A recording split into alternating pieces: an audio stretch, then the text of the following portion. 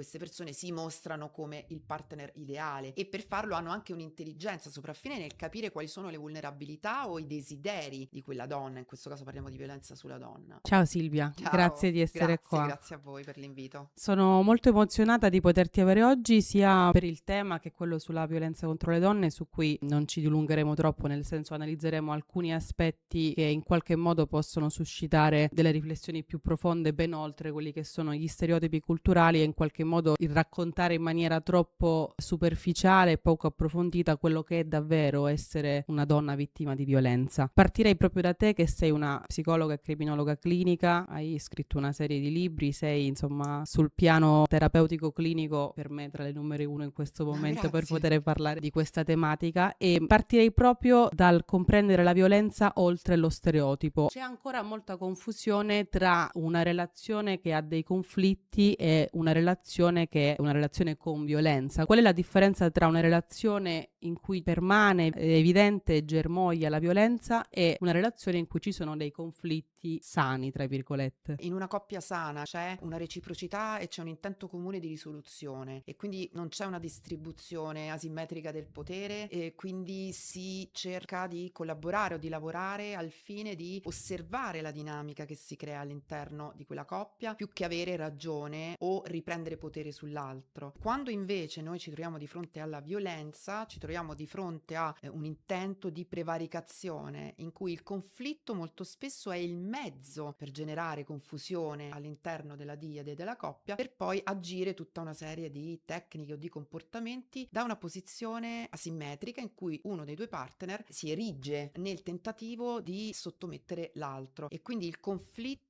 è proprio l'obiettivo di quella coppia e ce ne accorgiamo anche e soprattutto in terapia di coppia perché le coppie sane collaborano a risolvere il conflitto e si vede perché sono come persone che cooperano all'interno della stessa squadra. Quando invece il conflitto è rigido, immutabile e queste due persone sembrano combattere l'una contro l'altra come se facciano parte di due squadre differenti e in cui poi l'unico modo di risoluzione è che uno dei due ceda sui suoi presupposti e quindi non si trova una terza via, è l'uno contro l'altro, non la ricerca di una terza via comune dove c'è chiaramente anche l'intento e il rispetto di una reciprocità relazionale. Proprio su questo punto di vista, sul rispetto e sulla reciprocità, ci sono sicuramente dei meccanismi invisibili che in qualche modo tendono a profilare quella che è una relazione violenta e che spesso non sono riconoscibili da parte di una donna che ne è vittima. Tu tra l'altro hai scritto un libro che si chiama Vittima invisibile del narcisismo covert, che in qualche modo esemplifica e spiega quelle che sono tutte quelle azioni che non si percepiscono immediatamente come violente, ma poi che a lungo andare lo sono e come. Ci spieghi un po' qual è la tipologia di atteggiamento violento che spesso una donna vittima di violenza non riconosce? Le violenze invisibili chiaramente sono tutte quelle che non sono agite direttamente, ma che possono riguardare gli aspetti covert. Quindi io mi sono concentrata sulla vittima che si chiama proprio invisibile, perché mentre i segni di una violenza fisica si possono riconoscere, la lenta erosione della violenza psicologica che nel tempo determina un'erosione proprio dell'identità è meno visibile. Quindi sicuramente la base della violenza psicologica sono l'attuazione di tutte quelle tecniche di manipolazione o comportamenti maladattivi e manipolativi che non sono direttamente osservabili, ma che possono essere annoverati in varie modalità. C'è il silenzio punitivo, c'è il gaslighting. Nel mio testo io mi concentro in particolare sulla deprivazione sistematica, quindi sulla lenta deprivazione che alcuni tipi di partner disfunzionali fanno su un altro o su un'altra, limitando e diminuendo in modo inesorabile e quasi invisibile quei vantaggi che all'inizio hanno utilizzato nella relazione per farsi belli o farsi belle. Quindi Per conquistare, diciamo. sì, diciamo che generano un'immagine idealizzata di se stessi che serve proprio per sintonizzarsi sull'altro, per farlo un po' cadere nella loro seduzione, nella loro trappola e poi mano a mano iniziano a togliere un tassello per volta, però proiettando sulla partner o sul partner il senso di colpa. Di conseguenza il senso di colpa e la colpevolizzazione, io non posso più essere quello che ero perché tu mi fai fare questo. Ed è chiaro che a quel punto la vittima è convinta che il cambiamento del partner sia dovuto a delle modificazioni del suo comportamento e tende a cercare di cambiare, di conformarsi e di adattarsi e di sintonizzarsi costantemente sull'altro al fine di ristabilire quell'equilibrio e di ritornare a quella versione iniziale che tanto aveva definito il partner ideale. Quindi queste persone si mostrano come il partner ideale e per farlo hanno anche un'intelligenza sopraffine nel capire quali sono le vulnerabilità o i desideri di quella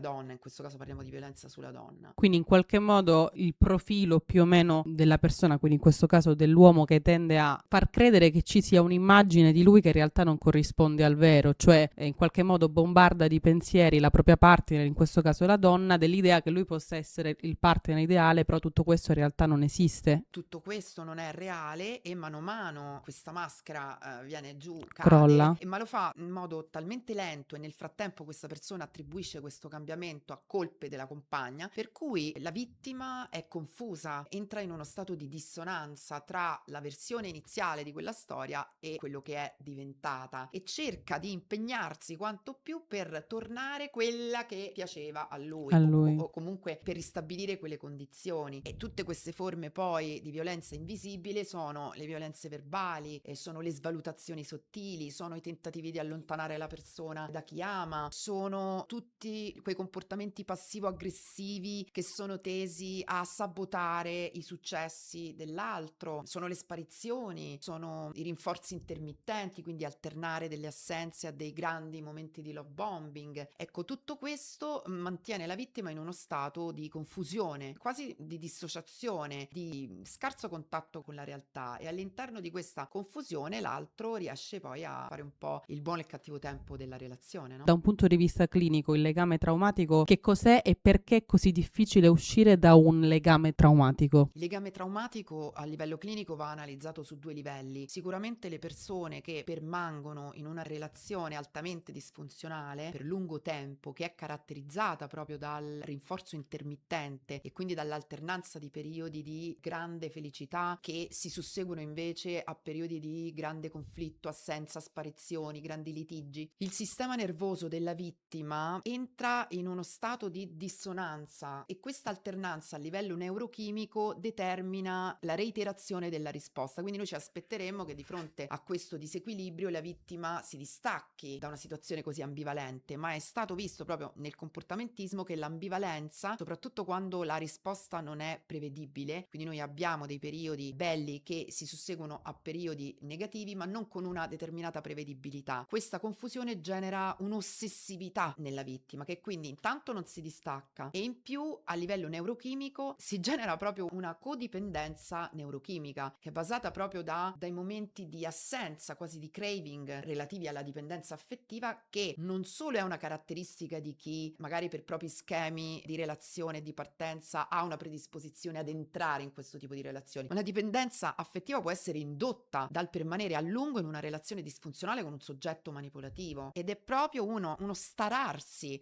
del sistema nervoso che si calma solo quando ottiene il ristabilirsi della sintonizzazione con il proprio persecutore. Ecco, è questo che a livello neurochimico determina il mantenimento in una relazione tossica. Vedi perché ho scelto te? Perché spesso si pensa che la violenza che si subisce sia una questione meramente emotiva o comportamentale, quindi che attiene alla propria identità personale, al proprio carattere, al proprio modo di vivere le emozioni e la vita, insomma la quotidianità, ma non è solo questo, c'è qualcosa di neurochimico. Certo, nelle prime teorizzazioni sulla dipendenza affettiva ci si è concentrati sulle esperienze infantili pregresse di tipo traumatico che predisponessero le vittime ad andare a cercare dei partner disfunzionali o a riuscire a permanere solo in relazioni caratterizzate da disfunzionalità e soprattutto dalla dipendenza affettiva, nella quale loro occupavano la posizione di crocerossine o cercavano comunque il riconoscimento, quasi come un bambino cerca il riconoscimento del genitore con il quale ha avuto un rapporto rapporto più disfunzionale, e questa è sicuramente una parte della dipendenza affettiva, ma c'è tutto un altro capitolo che si rifà alle ricerche delle neuroscienze di stampo affettivo, che ha notato come la dipendenza affettiva può essere anche il risultato di una permanenza prolungata all'interno di una relazione caratterizzata da violenza, e come mai la persona o la donna che non era predisposta poi però non riesce ad uscirne, per tutti quei meccanismi di mantenimento del legame con il persecutore che sono dati dalla dissonanza cognitiva. E quindi i meccanismi di difesa post-traumatici non sono solo l'attacco e la fuga, c'è anche l'immobilizzazione, il freezing, la compiacenza, e quindi il tentativo della persona di ristabilire un equilibrio che la fa permanere più tempo in quella situazione, fino a che poi quella persona crede che quella è l'unica situazione possibile. E dato che sono anche caratterizzate da isolamento, non c'è più possibilità di rapportarsi con altri e ci si autoconvince, cioè si va proprio in un'autodissonanza per cercare di rendere possibile e accettabile quella relazione dalla quale non si riesce ad uscire. E in virtù di questo proprio, quali sono le tecniche di manipolazioni più diffuse per cui hai un'esperienza diretta rispetto appunto alla manipolazione? Una delle prime è il rinforzo intermittente, Mm. perché è proprio il rinforzo intermittente che determina nella vittima, come abbiamo visto, un'ossessività e una reiterazione quando ci aspetteremo un'estinzione del comportamento. E quindi l'imprevedibilità e l'ambiguità sono gli ambiti in cui specialmente una donna che ha una mentalità orientata culturalmente alla comprensione tende ad incaponirsi per cercare di riuscire. Quindi tutte le tecniche riguardano la confusione e l'ambiguità, a mio parere. Quindi il gaslighting sicuramente, cioè cercare di far dubitare una persona delle proprie percezioni, alternare comportamenti seduttivi e affettivi a comportamenti distanzianti o svalutativi, mettere il muso, operare silenzi punitivi. Poi c'è tutto il capitolo della violenza economica, ad esempio, del mansplaining, quindi del cercare di convincere la propria partner che non è autonoma e che senza di lui o di lei, insomma, perché può funzionare anche a parti inverse, Certo. la violenza di genere,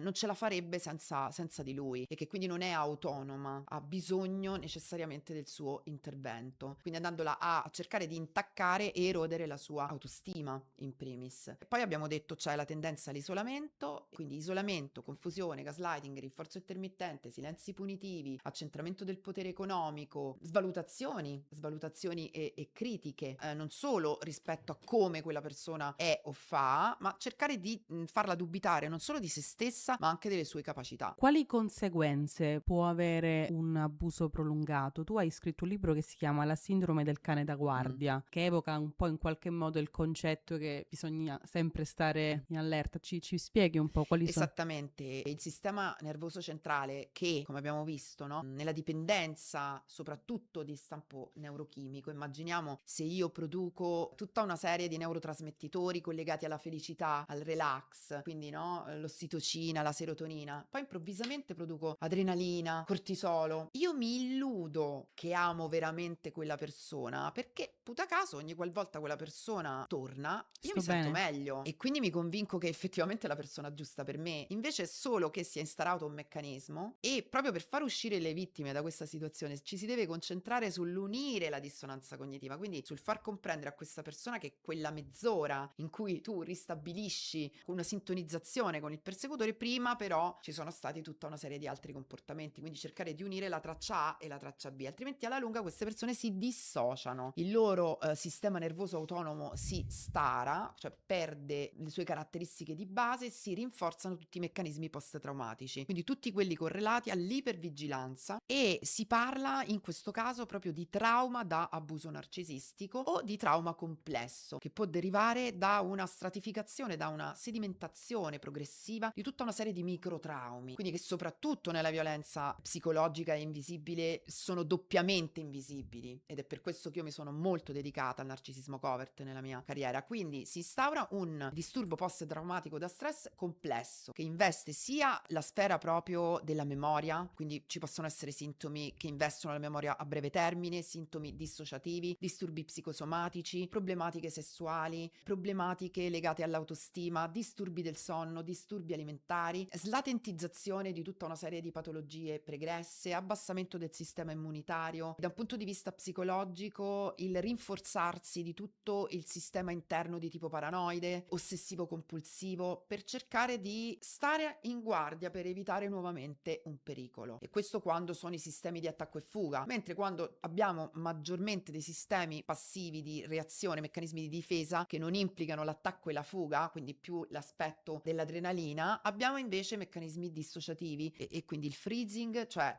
l'immobilizzarsi, l'evitamento cronico e anche il fawning, il cosiddetto compiacimento, quindi tutti i comportamenti che sono differenti, cioè se tu incontri quella persona prima e dopo, noti che ha sviluppato delle caratteristiche e dei comportamenti che prima non aveva e che sembrano propri di queste difese. Infatti, molte delle mie pazienti dicono: ma anche io adesso sono diventata così, oppure sono stata contagiata, cioè quasi come se fosse un contagio che avviene attraverso proprio l'inserzione di un maligno, cioè adesso anche io sono così, non sarò più la stessa. Ed è chiaro che in realtà, come diceva Freud, chi ha avuto un grosso trauma mantiene l'immagine impressa nei suoi occhi dell'orrore, del terrore. Non a caso ci sono anche molte mostre fotografiche che hanno esposto delle fotografie di donne, di vittime, prima e dopo la violenza, mentre subivano la violenza e dopo. Perché cambia in qualche Perché modo lo cambia sguardo. anche lo sguardo, sì, che prima è più pauroso e dopo rimane impressa quella traccia, però chiaramente la persona migliora. Su questo ci si può lavorare, quindi è chiaro che si torna a se stessi, ma con la consapevolezza di questo tipo di conoscenza, di viaggio, di aver attraversato chiaramente questa esperienza. Quindi anche questo mito della guarigione, della cancellazione della traccia traumatica, è chiaro che si può lavorare per andare a diminuire gli effetti di un trauma, però sul trauma si lavora su consapevolezza e integrazione, perché tutto ciò che è traumatizzante è disgregante all'interno del cervello. Immaginiamolo come una terra che ha un grande tasso di siccità. Noi cerchiamo di andare a rimettere, a collegare, no, questi puzzle e a un certo punto sembra proprio che la tolleranza, quindi l'ampiezza, la finestra di tolleranza di quella persona comincia a riaprirsi, quindi quell'ipersensibilità difensiva che la portava all'isolamento e a tutta una serie di manifestazioni sintomatiche di questo trauma complesso vanno leggermente a diminuire, la persona ritrova la sua centralità e il suo nucleo, lavorando chiaramente anche sulla vergogna, sulla paura e su tutta un'altra serie di aspetti psicologici che poi riguardano più la sfera relazionale. Tu parlavi prima di percorsi di guarigione, cioè su cosa si può lavorare. Cosa serve davvero ad una donna per guarire in questo caso? E può una donna guarire davvero da una violenza che ha subito? Io ritengo che bisogna prendere con le pinze la parola guarigione, perché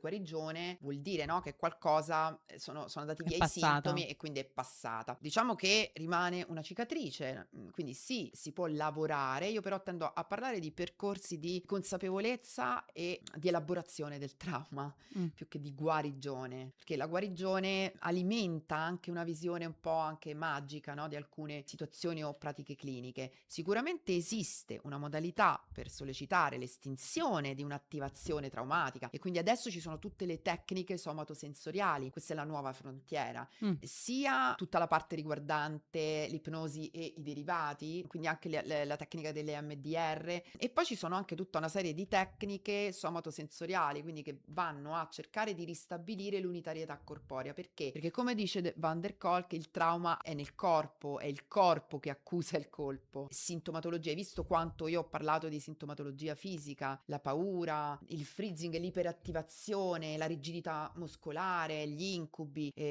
anche l'alterazione dei ritmi sonno-veglia, sono tutti aspetti che quando la persona si ritrova in una situazione simile lo fanno raggelare nel corpo prima che nella mente. E quindi come si lavora? Andando a integrare gli aspetti dell'emisfero destro e sinistro del cervello per andare a dire a quella persona: tu la puoi gestire questo aspetto, tu sei ampia abbastanza da poterlo integrare. E quindi tutti questi pezzetti di flash traumatici o di esperienze disgregate possono trovare un'unitarietà. E allora io non mi sento più quasi oppresso da una moltitudine indiscriminata, quanto più riesco a definire i confini di questo trauma e quindi cercare di elaborarlo. Esiste un profilo psicologico tipico dell'autore che esercita violenza? Sicuramente è possibile tracciare tutta una serie di red flags o di comportamenti che possono in linea generale far sì che si possa riconoscere a grandi linee proprio la violenza. Poi deve essere anche inquadrato soggettivamente. Io per questo ho scritto un articolo, si chiama Come riconoscere un uomo violento prima che sia troppo tardi, e che comunque riassume tutte poi questi aspetti di cui abbiamo parlato durante questa intervista, e quindi la modalità con cui si pone nella relazione, la modalità con cui cerca di stabilire il potere, la tendenza all'isolamento, le richieste troppo precoci, la velocità con cui si entra nel rapporto, la tendenza a criticare sin da subito parenti e amici, fare richieste affinché si possa stare con lui, se stare con me dovrei fare questo e altri. Io ne ho trovati almeno una ventina, una trentina. E da un punto di vista culturale e sociale, mi viene in mente anche la donna, quanto in qualche modo possa incidere la vergogna nel silenzio di una donna che è vittima di violenza, cioè che cos'è la vergogna e come la donna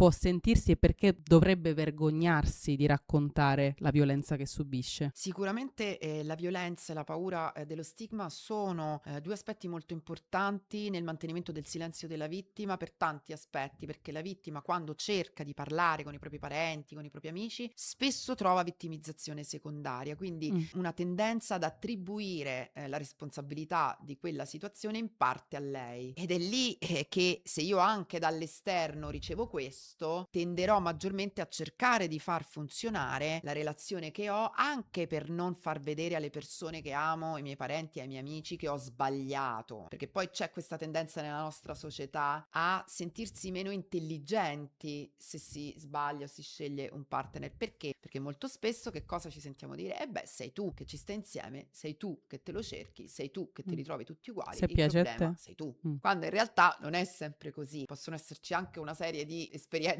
negative, anzi le persone forse ne uscirebbero molto più velocemente se capissero che non è un loro destino tutto ciò. E quindi la vergogna è sicuramente uno degli aspetti post-traumatici più importanti. Il trauma genera vergogna interiorizzata, la persona si vergogna perché assume su di sé il senso di colpa e si sente sbagliata per non essere riuscita a difendersi, perché noi abbiamo un sistema di protezione interno, quello che Freud chiamava lo Schutz, lo scudo protettivo. Se io non sono riuscita a farlo valere questo scudo protettivo, Ti vergogni? io non valgo, sono impotente, e quindi assumo su di me la vergogna, anche quando è palese che ci sia stata un'azione violenta o la colpa sia totalmente dell'altro. E gli stereotipi di genere interiorizzati c'entrano con tutto questo, col silenzio a volte? Tantissimo, perché è chiaro che i nostri schemi di pensiero e di relazione si basano sull'interiorizzazione di tutta una serie di aspetti della nostra cultura. Questo lo diceva proprio anche Freud, quindi partiamo proprio dalle origini, no? Quando parlava comunque del superio, cioè dell'interiorizzazione di quelle che sono le aspettative della società rappresentate dall'autorità genitoriale. Nel nostro caso è chiaro che i ruoli di genere vengono tramandati, cioè le aspettative riguardo il comportamento sulla base del proprio genere, e anche la segregazione di genere avviene attraverso l'educazione, e quindi è importante che le famiglie cerchino, le coppie cerchino di lavorare su se stesse per fornire proprio ai loro figli un'educazione in questo senso emotiva differente, cercando di lavorare su questi stereotipi, che sono poi rinforzati anche spesso da un certo tipo di morale religiosa. Quindi c'è uno sbilanciamento soprattutto sulla visione del femminile, che viene visto solo come vulnerabile, solo come angelo del focolare, tutto il resto viene visto come negativo, come anche che deve essere colei che guida l'uomo, colei che riesce a farlo cambiare, colei che genera e distrugge, no? Oggi proprio in tal senso ho ricevuto una domanda su un mio canale YouTube in cui una ragazza chiedeva: ma come dire allora di quelle donne che invece riescono a far funzionare bene i narcisisti perché loro hanno imparato come reagire? Eccoci qui nel 2026, dobbiamo andare tutte, no, a scuola di comportamento per cercare di non essere, di non fare quello che a lui lo possa destabilizzare, e quindi a quel punto ce lo possiamo anche tenere un uomo disfunzionale, perché siamo più brave, lei sa come farlo funzionare. In questo anche la propaganda, il romanticizzare tutta una serie di aspetti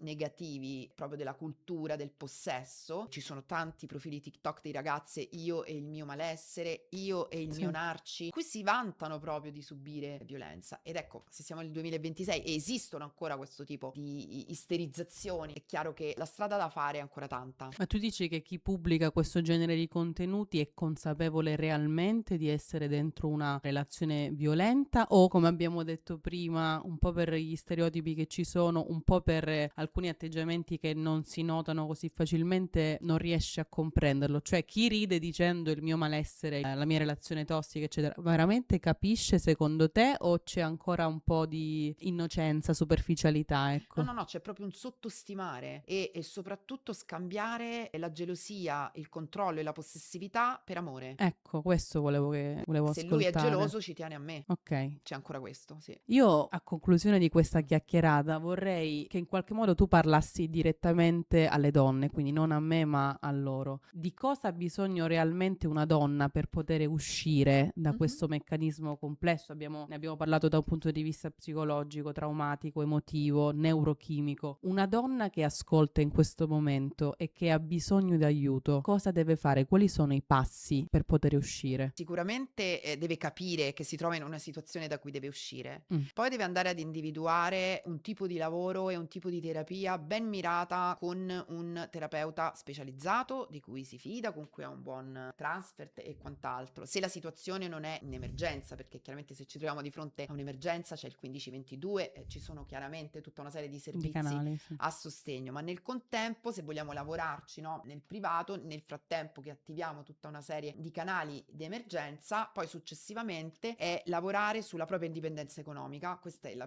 prima cosa, quindi l'indipendenza economica è la base per poter uscirne facilmente, perché è chiaro che altrimenti io ho bisogno di più tempo per liberarmi di una relazione, quindi lavorare sull'indipendenza, trovare un terapeuta o un contesto pubblico, privato, quello che sia, dove potersi affidare, darsi del tempo, non sentirsi stupidi per non Mm. averlo capito, sicuramente stare in no contact, quindi evitare contatti o giustificazioni, non aspettarsi dal mondo esterno, amiche o amici che comprendano bene la situazione, evitare di parlarne con persone che possano in un momento delicato Indebolirti. tentare di risolvere la Mm. situazione, tenere un diario o comunque una traccia di tutto quello che provano e pensano, perché la fase di elaborazione del lutto, dell'uscita da questo tipo di relazioni va in varie fasi, in cui c'è una fase di ossessività nella ricerca della malattia del partner, successivamente c'è un cercare di andare nei forum per cercare di capire se altre persone hanno vissuto questa, quindi c'è quasi un'ossessività a cui si passa poi a una fase di vuoto, poi di rabbia, poi di svuotamento e poi di, io lo chiamo senso di colpa rinforzato, cioè nel senso che iniziano ad autocolpevolizzarsi. Avrei potuto, sono stata stupida, non riesco a perdonarmi perché non ho Mm. visto. E io spiego loro, non possiamo prendercela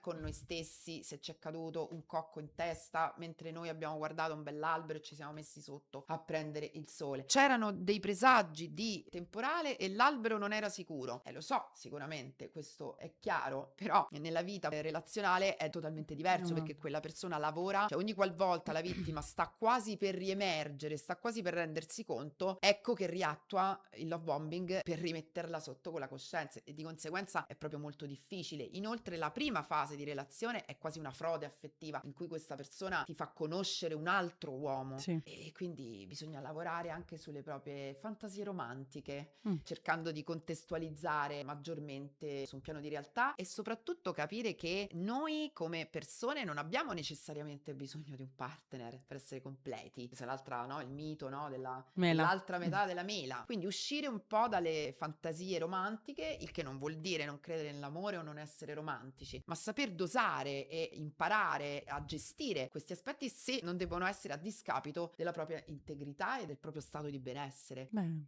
Grazie, Prego, grazie grazie a voi, davvero. grazie Grazie, dell'opportunità. grazie.